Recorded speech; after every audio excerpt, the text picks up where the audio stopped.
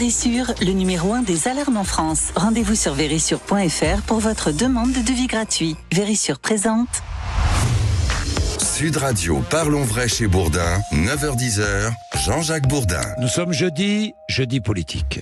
Bien, jeudi politique, ça veut dire quoi? Ça veut dire que nous invitons 2 députés ou 2 sénateurs à débattre sur la situation politique et plus largement sur la situation de la France. Enfin bon, avec nous ce matin, par ordre alphabétique, Antoine Armand, qui est député Renaissance de Haute-Savoie. Bonjour. Bonjour. Merci d'être avec nous. Et Thomas Ménager, qui est député RN du Loiret. Bonjour. Bonjour. Merci d'être avec nous tous les deux. Bien, nous allons commencer sur, évidemment, Gabriel Attal, nommé Premier ministre. Hier, Gabriel Attal était en déplacement, déjà 2 déplacements. Il était en déplacement avec le ministre de l'Intérieur. Qu'a-t-il dit dans un commissariat du Val d'Oise? Je ne conçois pas une société sans sécurité, sans ordre, sans règles. Ça vous convient, ça, Thomas Ménager, non? Non, mais dans les paroles, et on le voit depuis plusieurs mois, et c'est aussi pour ça que Gabriel Attal est moins populaire ou plus populaire que les autres membres du gouvernement, c'est qu'il a dit un peu ce que nous disions. Il a repris un certain nombre des propos du Rassemblement national, il est allé sur la baya, sur l'uniforme, ce que nous prônions depuis des années. Donc là, on est d'accord, on va voir dans les actes. Les paroles peuvent être belles, maintenant on attend réellement ce qui va être mis en place par ce gouvernement, et quel va être le casting, puisque ça se fait attendre. Antoine Armand.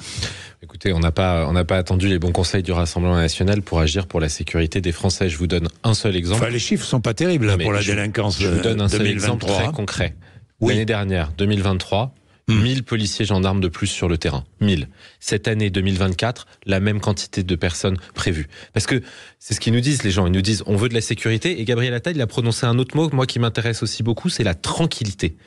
C'est comme ça qu'on lutte contre l'insécurité. C'est que les gens voient des policiers, voient du bleu et se sentent en sécurité chez eux. C'est pour ça qu'on embauche des forces de l'ordre. Même si la sécurité n'est pas la première préoccupation des Français. Hein. Vous l'avez bien remarqué et vous le savez tous les deux, puisque Marine Le Pen a beaucoup parlé, le gouvernement en a beaucoup parlé aussi. La première préoccupation, c'est le pouvoir d'achat.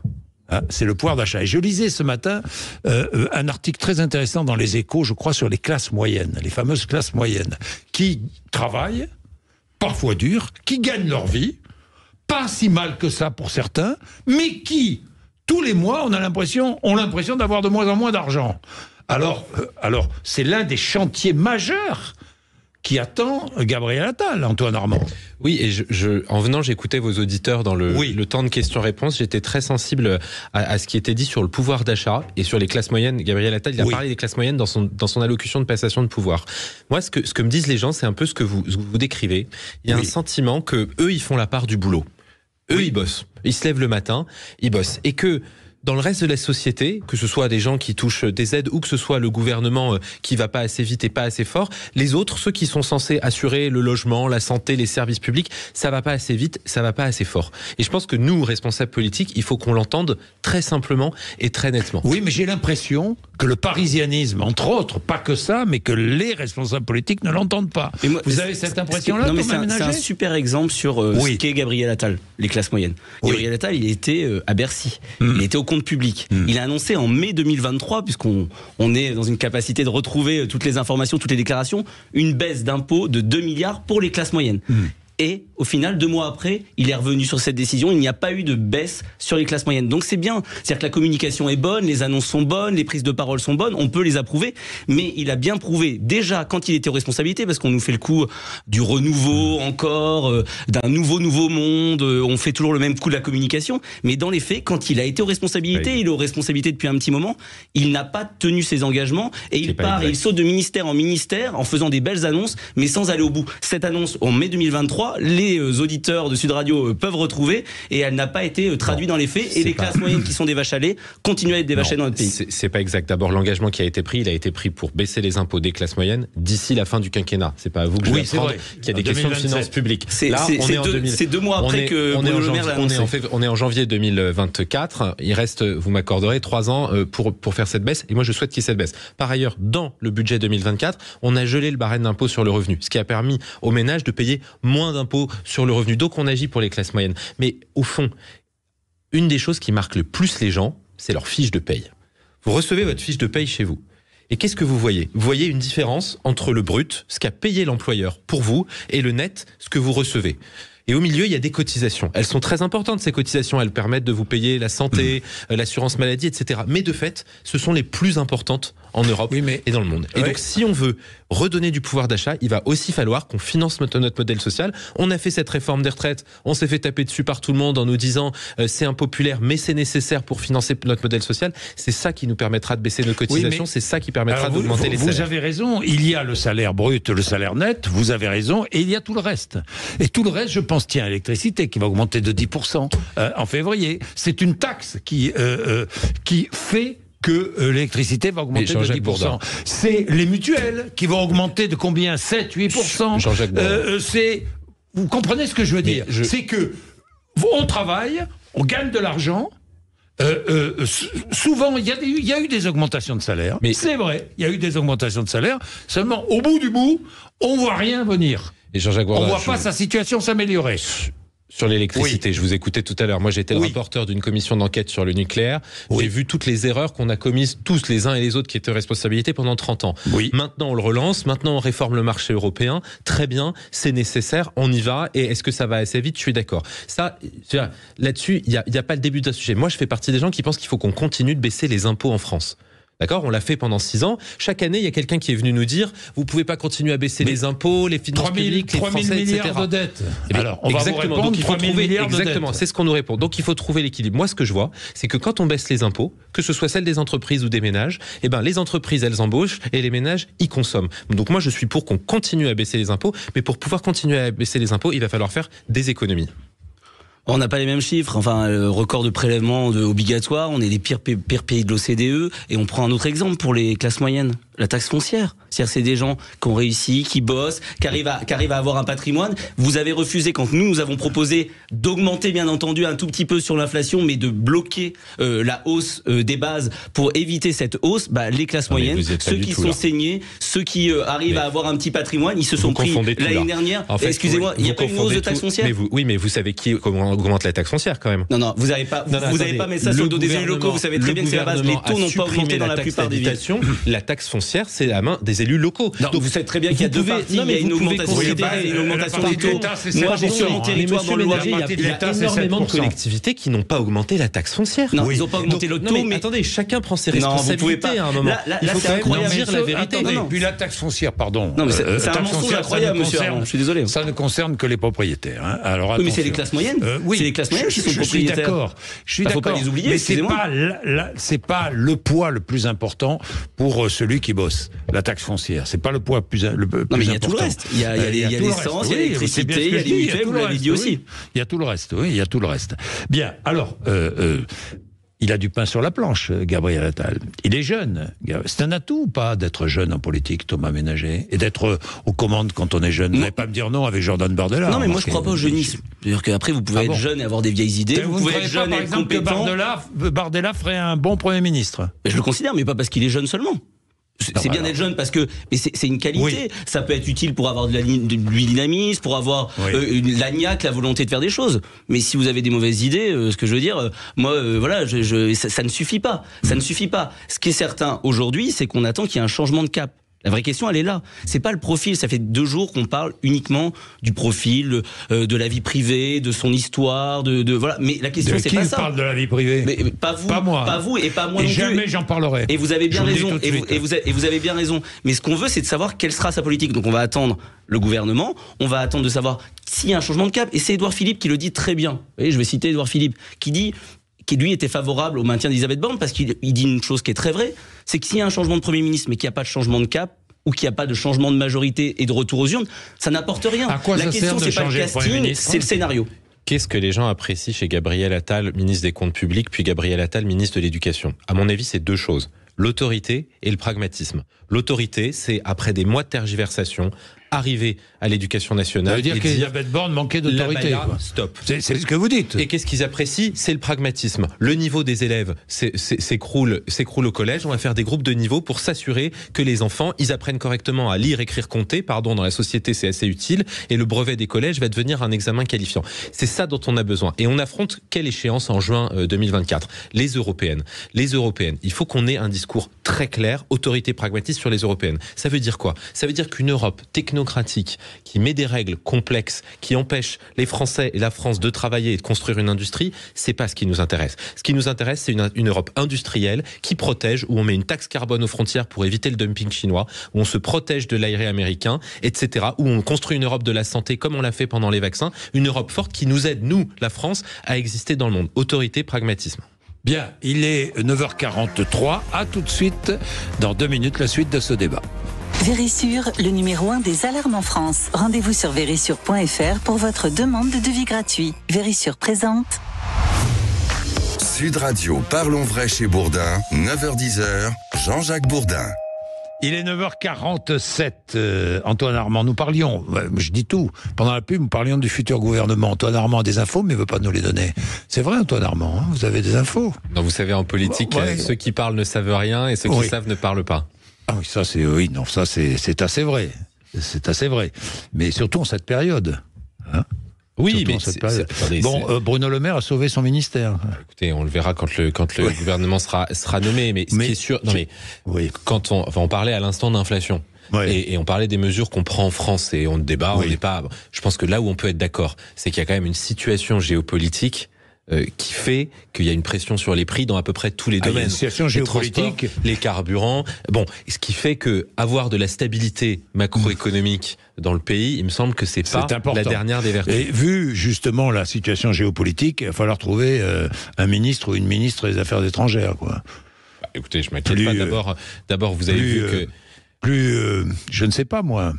Plus efficace, peut-être plus que Madame Catherine Colonna, non ? Non, mais vous savez, Catherine Colonna, elle a été ministre des Affaires étrangères, elle le sera peut-être à nouveau dans un contexte où la France porte toujours une voix extrêmement singulière, où on a un siège du Conseil de sécurité de l'ONU. À propos, tiens, aujourd'hui, il y a la Cour pénale, la Cour de justice internationale, la Cour internationale de justice, qui est saisie par l'Afrique du Sud, qui va parler d'un possible génocide d'Israël à Gaza. Vous soutenez cette... Bon, alors, est-ce que la France... Qu'est-ce que vous en pensez, vous députés? Je vais vous dire à titre personnel. À titre personnel, je pense qu'il faut faire extrêmement attention aux mots et encore plus aux caractérisations juridiques qu'on utilise. Oui. Un génocide, c'est un massacre de masse délibéré d'un peuple qu'on veut supprimer. Il y en a eu au XXe siècle. Oui. Le génocide des Arméniens, le génocide, la Shoah. Ce sont des choses tellement graves qu'il ne faut pas essayer d'instrumentaliser ces termes. Et personne ne peut honnêtement considérer que l'État d'Israël essaye d'annihiler un peuple. Vous êtes d'accord, et quel que soit ce qu'on pense des bombardements à Gaza et des crimes de guerre qui pourraient y être commis, je le dis très clairement, mais simplement il faut faire extrêmement attention aux mots, parce que une fois qu'on aurait dit qu'Israël a commis un génocide, quelle serait la réponse alors? Qu'Israël sont des nazis, franchement. Vous êtes d'accord là-dessus? Oui, je vais pas m'inscrire en contradiction avec mon collègue. On est d'accord sur ce point et je pense que après il y aura une décision, il y a la Cour pénale qui va trancher. Mais ce qui est certain, c'est qu'il faut éviter d'instrumentaliser ce genre de termes pour éviter aussi et empêcher Israël de se défendre et de lutter contre ce groupe terroriste qui est le Hamas. Donc je pense qu'il faut pas rentrer et je partage totalement ce qui a été dit par mon collègue. Bien, j'en reviens à Gabriel Attal et à Jordan Bardella, puisque depuis qu'il a été désigné Premier ministre, on fait le parallèle entre les deux. Et d'ailleurs, je me souviens d'un débat, c'était l'année dernière, je crois, il y a eu un débat à l'occasion des législatives entre Attal et Bardella. C'est quoi? C'est une nomination politique pour les européennes, pour contrer Bardella aux européennes? Oui. Pardonnez-moi, mais il y a quand même un certain nombre de différences entre Gabriel et Jordan Bardella, et c'est sûrement pas à Jean-Jacques Bourdin qu'elles ont échappé. Bon, Jordan Bardella, il parle bien. Il fait rien. Mais les deux parlent bien. Mais attendez, Jordan Bardella, il parle bien, mais il fait rien. Il n'est pas aux responsabilités. Gabriel Attal parle bien, il fait rien, mais il est aux responsabilités. C'est des choses très factuelles. 5 ans de mandat au Parlement européen. 21 amendements, 0 adoptés. 0.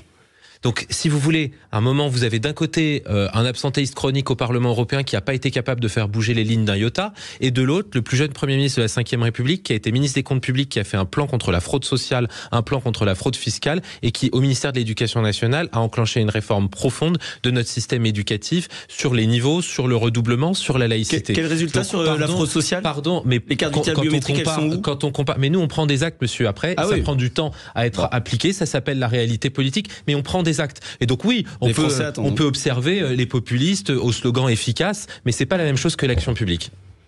Thomas Ménager. Non, mais on compare les deux hommes. Non, mais on compare parce que. Est-ce qu'il y a un choix? Est-ce que pour vous c'est un choix politique du président de la République en fonction des élections européennes prochaines? Il semblerait que tant dans le casting qui arrive dans le gouvernement que dans le choix du Premier ministre, il y a un choix de la popularité, un choix de court terme pour essayer de sortir la tête de l'eau pour les élections européennes. Un choix de la popularité, c'est ce que fait Marine Le Pen avec Jordan Bardella aussi. Non, enfin, à un même moment, chose. Elle l'a mis à la tête du parti avant qu'il soit aussi populaire. Elle a fait confiance à la jeunesse. Voilà, c'est d'autres raisons, mais je pense que Gabriel Attal, c'est un peu une sorte de cheval de Troie de la Macronie, c'est-à-dire que il avance, il a un discours qui est séduisant, il est populaire, mais au fond, à l'intérieur, c'est toujours les mêmes vieilles méthodes macronistes. Toujours, ça sera toujours le même casting. Si vous et ça sera toujours la même politique. Ne critiquez pas, hein, c'est pas grave, on vous en voudra pas.